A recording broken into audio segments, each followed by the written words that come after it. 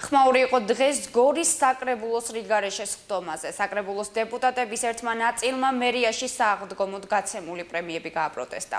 დეპუტატები თვლიან, რომ ხელისუფლება მუშაობის ნაცვლად ხალხის ფულის ხარჯვით არის დაკავებული. ქალაქის მერი ზურაბ ჯერკველიშვილი დეპუტატების პროტესტს უსაფუძვლოდ მიიჩნევს და ამბობს, რომ პრემიები თანამშრომლებს შესაბამისი მუშაობის შედეგად მისცა. კიდევ ერთი საკითხი, რამაც ოპოზიციის გაღიზიანება გამოიწვია, ახალი განკარგულება, რომლის მიხედვითაც ზალადობის მსხვერპლ ადამიანებს ადგილობრივი ხელისუფლება ერთჯერადად 100 ლარით დაეხმარება. დეპუტატები თვლიან, რომ თანხა მიზერულია და მისი გაზრდა პრემიების ხარჯზე უნდა მოხდეს.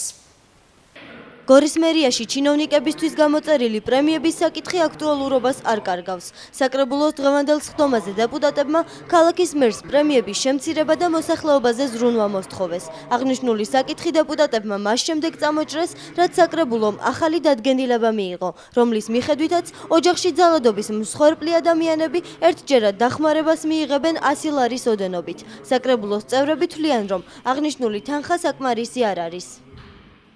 საერთოდ ეს თემა ყოველთვის არის აი ამ განსჯის საგანი. ყველა ხელისუფლებაში, ყველა პერიოდში და ამის განსჯა ძალიან რთულია. მესმის ოპოზიცია და თავისას ამბობენ და ჩვეულებრივი პროცესია. ამ ეტაპზე ქვეყანა არ არის ისეთ მდგომარეობაში, რომ პრემიები გაიცემოდეს. იმიტომ რომ ის პრემიებზე გაცემული თანხა ჯობია, რომ სოციალურ პაკეტს მოხმარდეს, ან ინფრასტრუქტურას მოხმარდეს. თუ ზოგადად გადავხედავთ ყოფას, დღევანდელს, საზოგადოების მდგომარეობას და ქვეყნის მდგომარეობას, მე არ ამგონია ვინმე პრემიის ღირსი იყოს ძალიან კონკრეტული კერძო შემთხვევების გარდა, თითზე ჩამოსათვლელი. აქედან გამომდინარე, ვფიქრობ, რომ მით უმეტეს თვითონ აქვთ ესეთი დაანონსებული კამრების შემოჭერის პოლიტიკა. კამრებს იჭერს ხალხი და კისერზე. ხელისუფლებას არაფერი ეტყობა კამრის შემოჭერის.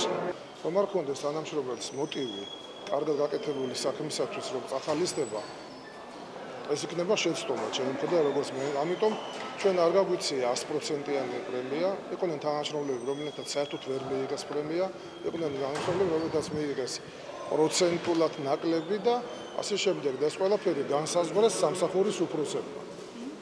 აი ეს არის სულ ჩვენ არ გამოგვიყენებია ის მაქსიმუმი და ჩვენ თვალდახუჭულებს არ ჩამოგვიწერია 100% ყველასთვის.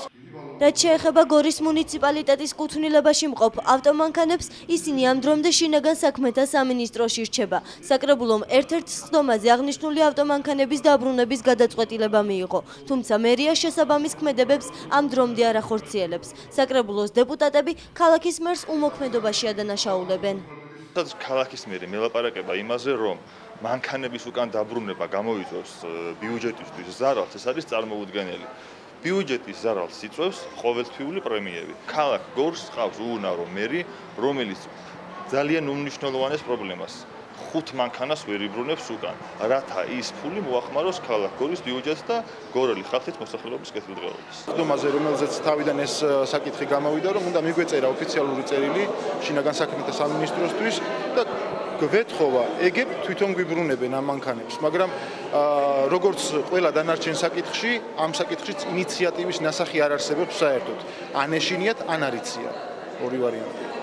ზურაბ ჯერკველიშვილი არ აპირებს შინაგან საქმეთა სამინისტროსგან ავტომანქანების დაბრუნებას. იგი თვლის, რომ აღნიშნული ქვეყნის ბიუჯეტს დააზარალებს. არ ვაპირებ ამ მანქანების მოთხოვნას. ისინი ჩვენ მონაწილეებს, ასე ვთქვათ, ვისი სამართალ მემკვიდრეც მე ვარ, გადაცემული აქვს ხელშეკრულებით, ხელშეკრულების ვადა არ გასულა, მე არც ამაქვს საფუძველი, რომ ეს ხელშეკრულების ვადა შევცვალო ან დავარღვიო და ვთვლი, რომ ისინი სადაც არიან ჯობია იყვნენ, იმიტომ რომ გესმით არა, ესე იგი თუ ის მანქანები წამოიყვანეთ, იმ ადამიანებს უნდა შეუძინონ მე ახალი მანქანა და ჩემთვის ერთნაირად საფიქრალი არა მარტო ქალაქის, არამედ ქვეყნის ბიუჯეტიც. საკრებულოს დღევანდელ რიგგარეშეს სხდომაზე დეპუტატებმა დღის წესრიგით გათვალისწინებული 7 საკითხი განიხილეს. ხმათა უმრავლესობით 7-ვე საკითხი მიიღეს.